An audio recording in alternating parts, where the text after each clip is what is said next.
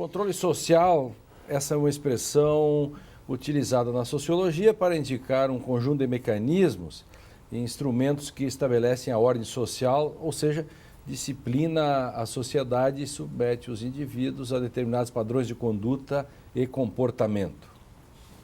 São diversas formas de controle social, desde a Grécia Antiga, onde as peças de teatro exerciam essa função, passando pela religião, com seus pecados e mandamentos, e tem ainda os próprios sistemas normativos, considerados técnicas por excelência para disciplinar a sociedade. De que maneira as normas jurídicas possibilitam que o Estado estabeleça e mantenha a ordem? Existem limites para isso? É o que vamos discutir no programa de hoje. Fique com a gente porque o Direito e Literatura começa agora.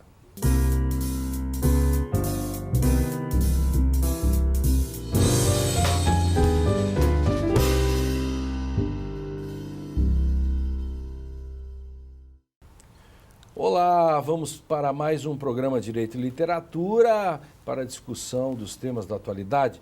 No nosso elenco de convidados, temos toda a semana renomados professores de diferentes áreas do conhecimento. Cada um se apoia em uma referência literária para a conversa. E você acompanha agora mais um debate sobre isso. No Direito e Literatura de hoje, que tem o apoio do Programa de Pós-Graduação em Direito da Unicinos, vamos discutir o tema controle social. E para isso recebemos no estúdio Francisco Marshall, professor de História da Universidade Federal do Rio Grande do Sul, Mário Flaig, filósofo e psicanalista, e Leonel Severo Rocha, professor de Direito da Unicinos, coordenador do Programa de Pós-Graduação em Direito. Sejam bem-vindos. Obrigado. Está aí. Muito bem. Eu vou começar pelos gregos, vamos começar então pelo Francisco. Os gregos começam antes, na sua herança oriental. E aí, amigos, eu lembro uma passagem do Código de Hammurabi, onde uma taverneira é ameaçada de pena capital caso, tendo sabido de alguma conspiração, não comunique o rei. Então, aquela taverna é uma espécie de olho do palácio na sociedade, no ambiente que é pródigo em intriga. Então, toda a norma tem, sua índole, a pretensão de controle social. Na Grécia, esse fenômeno se torna especialmente monumental numa das obras que é a obra mais lida, uma das obras mais lidas de toda a história da literatura, da filosofia, seguramente uma das 3 obras mais lidas, mais estudadas, que é a República de Platão. República não é uma boa tradução, pois o nome em grego é politeia e significa constituição. Então, fala dos arranjos para produzir uma cidade ideal. Platão reage à crise que atingiu Atenas, uma crise muito grave, que Atenas foi derrotada na Guerra do Peloponeso, exaurida, era uma potência imperial no Mediterrâneo, no Mar Egeu, no Mar Negro, e se vê totalmente arrasada pelo poderio de Esparta. E Platão e seu grupo, ainda liderados por Sócrates, veem nesse colapso de Atenas o efeito da democracia. E é um grupo que, ao longo do século V, animou uma hostilidade, uma crítica permanente com o regime democrático pela sua transitoriedade de opiniões, pela sua inconsistência, e também porque feriu o interesse da aristocracia onde se situava Platão e sua família. Como consequência disso, o Sócrates é o bode expiatório, ele é julgado, condenado e executado em 399 a.C. Arrasou a trajetória de Platão, que era naquele momento um jovem com 20 e poucos anos, 28 anos, e a partir dali ele agrava no seu pensamento, na sua filosofia, a presença do tema político, a política, a visão da polis, a noção de que qualquer especulação epistemológica, estética, jurídica, terá como cenário de especulação e, eventualmente, de experimentação a cidade. E disso surge, mais ou menos 20 anos depois, em 380, esse texto extraordinário, que é um diálogo com o mais importante da obra platônica, sem dúvida alguma, onde ele apresenta a famosíssima Alegoria da Caverna, no seu livro 7º, mas onde também ordena a cidade e coloca ali uma hierarquia de valores, de atribuições, de papéis, e estabelece quem estará no topo e quem será expelido dessa cidade. Os artistas e outros perturbadores da ordem. Então, desde então, é um documento que dá a raiz, da base epistemológica e política para um formato de controle social e de exclusão. Quando Platão se torna o platonismo, e o platonismo transcende Platão, um fenômeno da história da cultura de grande atualidade ao longo dos séculos. Mário. Bem, eu trouxe... Enquanto falavas, eu mostrei a República. É a tradução da Maria Helena da Rocha Pereira, extraordinária. Para o nosso telespectador. Eu trouxe uma obra que é escrita e publicada no finzinho da Segunda Guerra Mundial, Walden 2, de Skinner. Né? Uma Sociedade do Futuro. Uma Sociedade do Futuro. Por que a importância desta obra? Ela é uma alternativa à saída individualista do Walden do século XIX, de Thoreau. Né? Sim, da desobediência civil. Da desobediência civil, etc., que é uma obra muito interessante. Né? E, então, ela é um contraponto a essa saída, essa alternativa utópica de Thoreau, e também é uma alternativa ao modelo que era vigente até então, que era o modelo autoritário, ditatorial, de Hitler, Mussolini, etc. Né? E ele propõe uma espécie de visão científica do controle social, né? Que é através do que se chama o behaviorismo, o controle do comportamento.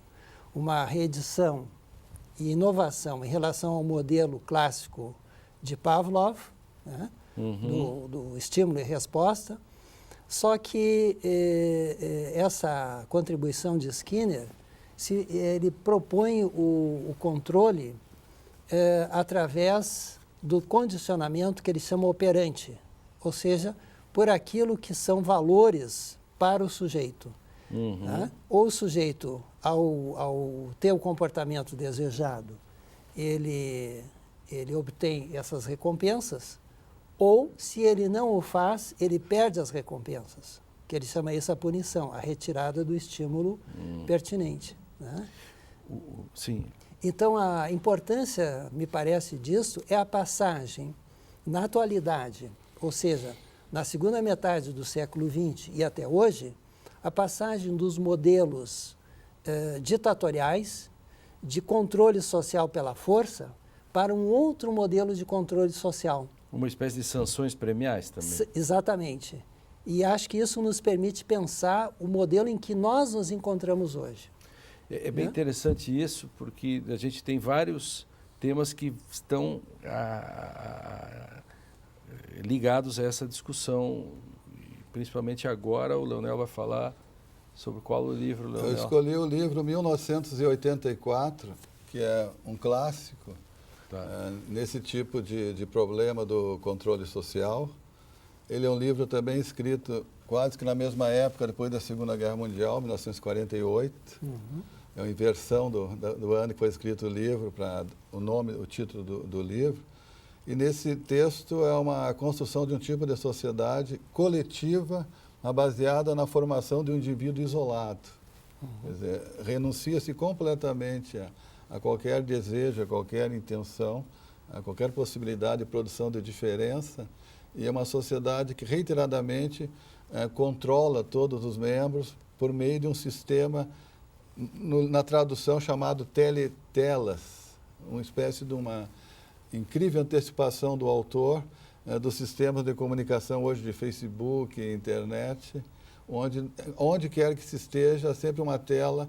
E nessa tela aparece a imagem de um personagem chamado Big Brother. O Big Brother que está sempre presente e sabe tudo o que a pessoa faz. Me marcou muito esse livro, porque quando eu cheguei em Paris, em 1984, para trabalhar com o Claude Lefort, que escreveu esse livro aqui, escrito sobre a política, em abril de 1984, Claude Lefort escreveu um artigo sobre George Orwell, em abril de 84. E naquele momento, hoje acho que não é mais assim, ele aproveitou para fazer algumas críticas ao stalinismo, colocando que a União Soviética tinha adotado algumas perspectivas do Orwell na construção do seu sistema. Isso não é bem assim hoje em dia, é um tanto exagerada essa interpretação, mas foi importante porque o Lefort colocava que na França muitos intelectuais se recusavam a ler esse livro, 1984, devido a essa possibilidade dele colocar uma crítica muito forte ao socialismo. Nesse livro, nós quiséssemos repetir o que é conhecido, 1984, tem um personagem chamado Winston, que ele trabalha no Ministério da Verdade, Sim. cuja função é selecionar notícias do passado e aquelas notícias que colocam algumas pessoas como heróis, como fazendo alguma coisa diferente. Isso é o Stalin ele tem que modificar, né? Ele tem que modificar essas notícias, apagá-las e mudando para o Jornal Times, ele altera constantemente esse jornal. Isso o Stalin soube copiar bem, né? Sim, Mas a gente já... por isso que a crítica é tão direta. Claro. Então, vejam como as questões se ligam, né? O controle social através da arte, enfim, de todos os modos, na Grécia Antiga, né? A questão do behaviorismo, de um controle, por exemplo, depois eu posso mostrar, a gente pode mostrar, por exemplo, que o Getúlio Vargas, através da legislação penal, fez uma lei de contravenções penais absolutamente behaviorista. Controlar o comportamento das pessoas, depois nós vamos falar sobre isso. Sim. E o 1984, que é um adiantamento de futuro, de sentido, né? Que adianta toda essa questão de uma sociedade... Se as pessoas lessem todos 1984 hoje, imagina assim, vamos fazer um Big Brother do Big Brother. Todos são obrigados a ler o 1984. E como que as pessoas se veriam como vítimas de um processo como esse, né? Pensem nesse assunto, né? O Direito e Literatura faz uma pausa para um rápido intervalo. A seguir a gente fala sobre o papel da Grécia Antiga, da religião, do direito, do controle social, que é o tema do programa de hoje. Nós vamos para um cafezinho e já voltamos.